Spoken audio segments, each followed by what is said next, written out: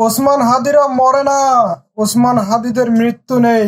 ওসমান হাদিরা বেঁচে থাকবে যুগের পর যুগ, মানুষের অন্তরে, মানুষের ভালোবাসায়।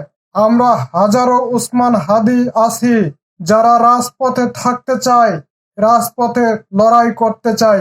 আমাদের মতো হাজারো ওসমান হাদি আছে যারা কখনো সোচ্চার হয় নাই, তোমাদেরকে নিয়ে কথা বলে নাই, কিন্তু আজ হাজারো ওসমান হাদি রাস্তায় আমরা দাঁড়িয়ে যাব।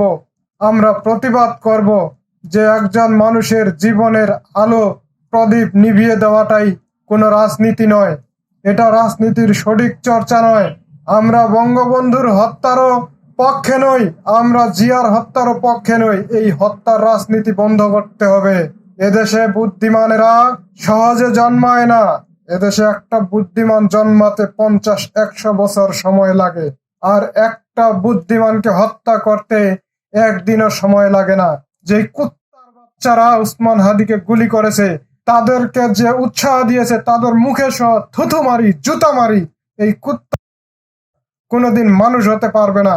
এরা কোনোদিন জাতির কল্যাণ বয়ে আনতে পারবে না, পারবে না, পারবে না। সেই সাথে আমি এটাও বলতে চাই, আগামী নির্বাচনে হাদির মতো যারা ইসলামিক মাইন্ডে চলে, যারা একমাত্র আল্লাহর উপর ভরসা করে সমাজ গঠন করতে চায়, আমরা তাদেরকেই ভোট দেব ইনশাল্লাহ। আমরা তাদেরই পাশে থাকবো, হোক সে যেই দলের। আমরা চাই যারা আল্লাহর পথে, আল্লাহর দিন কায়েম করতে চায়, আমরা তাদের পক্ষেই থাকবো ইনশাআল্লাহ।